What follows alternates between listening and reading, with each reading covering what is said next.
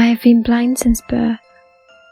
As I grew up, everything was described to me in such vivid detail that I didn't even realize why it was important to see, especially having no reference point to compare it.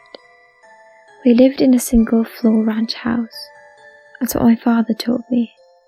In my mind, of course, I could see, although unlike a sighted person could.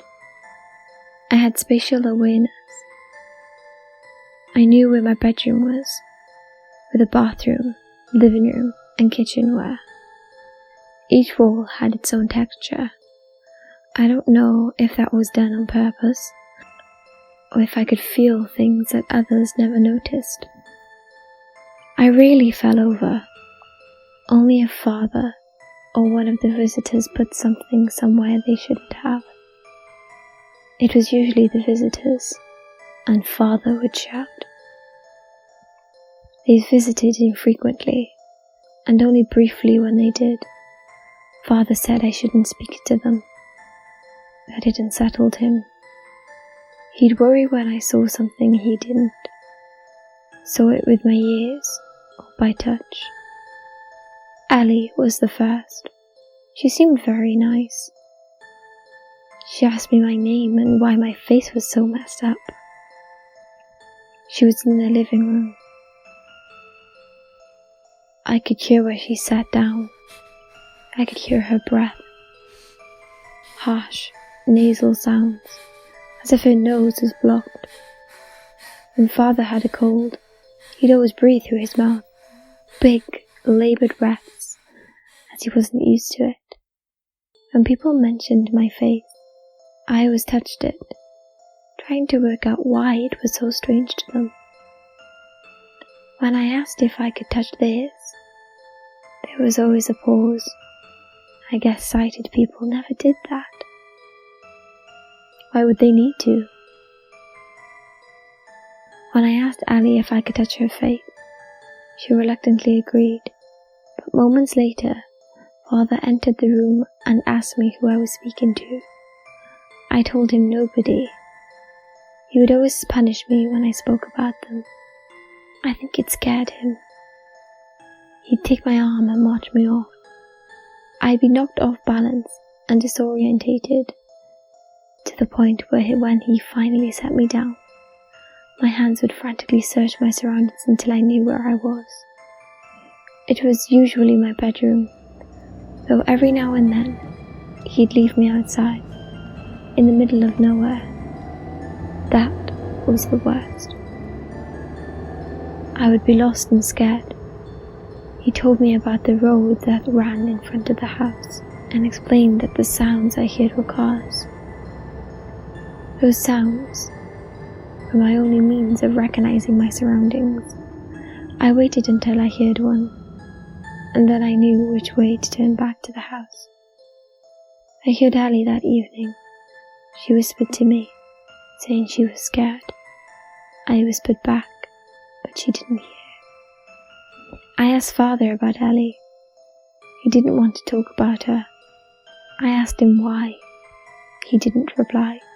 When I told him that she asked about my face, he asked me how I responded. I told him I wanted to touch hers. He laughed, though I knew he wasn't happy. I could hear the difference. When you laugh for pleasure, your mouth is wide open. When you pretend, your mouth is almost closed. To me, the difference is obvious. It wasn't until I was older that he explained.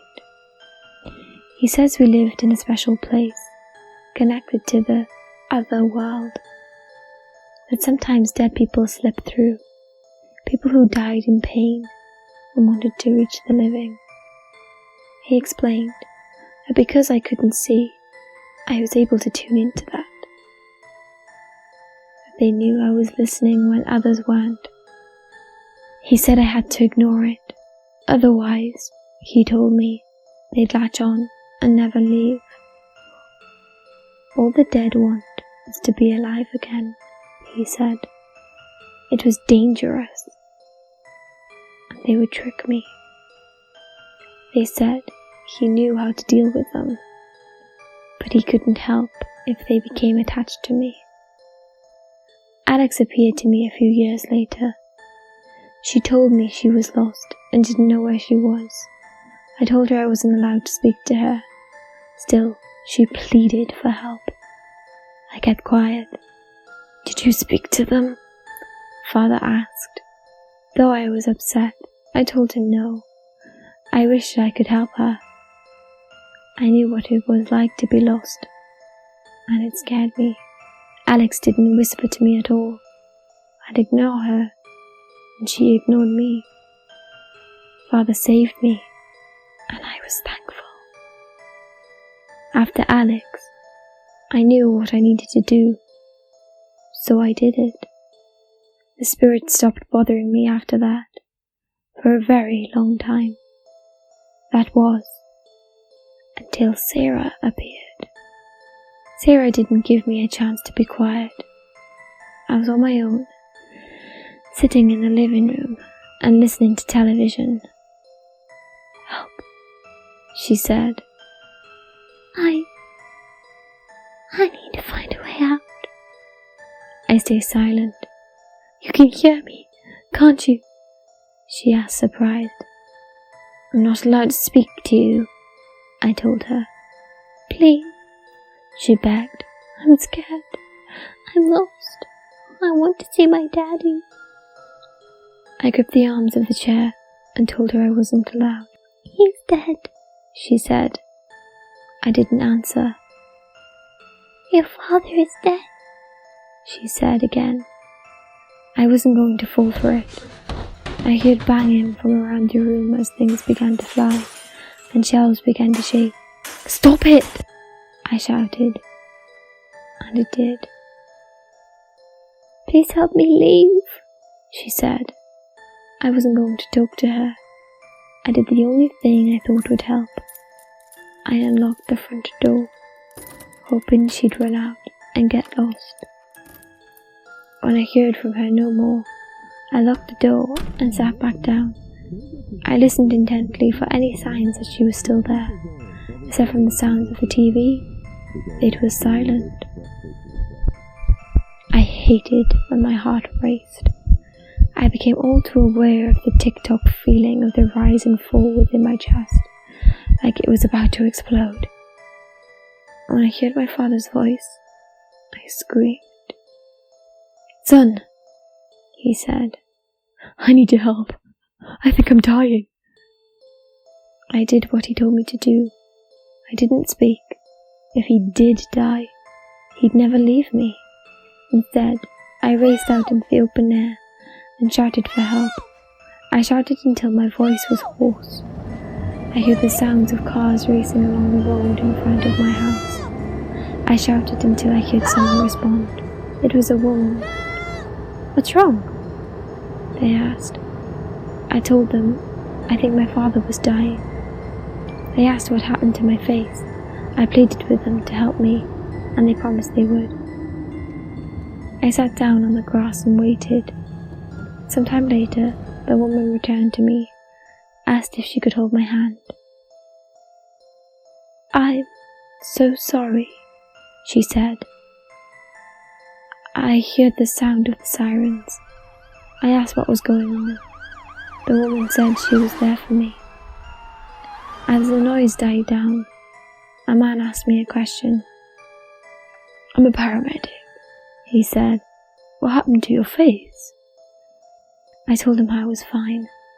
He asked if I was sure. I told him I was. He asked if I minded him touching my face. I said it was okay.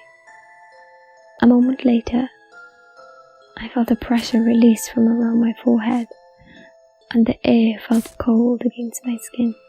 It sounded as if we were peeling an orange. That's what I imagined in my head, and was worried it'd expose my insides. I screamed and asked what he was doing. He told me everything was going to be okay, and the woman squeezed my hand, telling me to be brave. I didn't know what it was I was experiencing. I felt a tight pain within my head, like when you smash your chin against something hard, followed by something I've come to understand as bright. It hurt so much, I began to cry. "What happened to your eyes?" the paramedic asked. I said I was blind. He asked to check them. "Do you know him?" the man asked the woman who had helped me. She told him I had been screaming for help, and that she had come to my aid, but she had never met me before. "How long have you had your injury? Your eye injury?" he asked me. I told him I'd been blind since birth. He asked me if I could see his fingers. I told him no. He asked me if I could open my eyes. I said I didn't know what he meant. He asked if he could open them for me. I didn't respond. Then I felt his fingers on my face, fingers covered in something rubbery. Suddenly, it became bright again. I screamed. He tried to calm me. The woman squeezed my hand again. I didn't know what was happening. Things I couldn't describe came to me. I carried on screaming as a fuzzy form came into view. "Just breathe, okay?"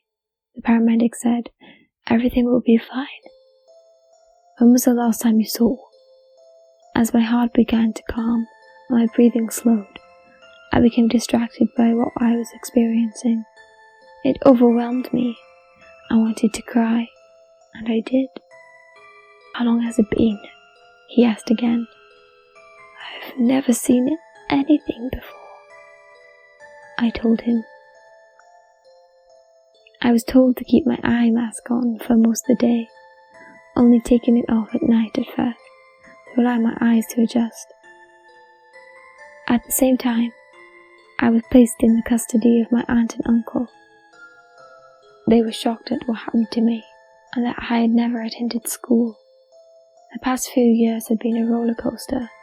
The doctor said I may never have perfect vision, but what little I could have is God sent, and I'll take what I can get. I've only recently been learning to read and write, so I apologize if my English isn't very good. It's the best I can do. I've been asking my aunt what happened to my father, but all she says is that he died of a heart attack. I asked what sort of man he was. She says he was her brother, and she'll love him no matter what. My uncle doesn't want to talk about him at all. I've been using the computer a lot recently, and really enjoy the internet. I can't believe such a thing exists. I've been so lonely for so long. I can talk to whoever I want, when I want. Though I'm wary of that. After all, how do I know if I'm speaking to is alive? No one seems to share my father's concern about that. Today I was on a forum discussing the spirit world. I was so happy to find people who I could relate to. And someone curious about my username sent me a link to an article on a true crime website. It was about my father, and mentioned me by name. They asked me who I was, and if I was the same person. According to the article, my mother had gone missing soon after my birth. It said I'd been bound so that I couldn't see, that my father always wanted a daughter. They found 14 bodies in the basement. They said one got away, a girl by the name of Sarah Frank. She was the one to call the police. They found father's car parked around the back of the house. They supposed he carried his victims into the basement via the storm entrance and left them there. Sarah had managed to get away after she agreed to be his daughter following 4 days of sustained torture. She stabbed him with a knife he'd placed on the counter for buttering some toast. I didn't want to believe it. I am not sure I would have, if it weren't for the names of the victims, 2 of which stuck out, Ali Farmer and Alex Riddle. I had spoken to them in the living room. To this day, I wonder if my father had been honest with me about a single thing in my life. Throughout it all, one question remains above all else. Did I speak to Ali and Alex before or after my father killed them?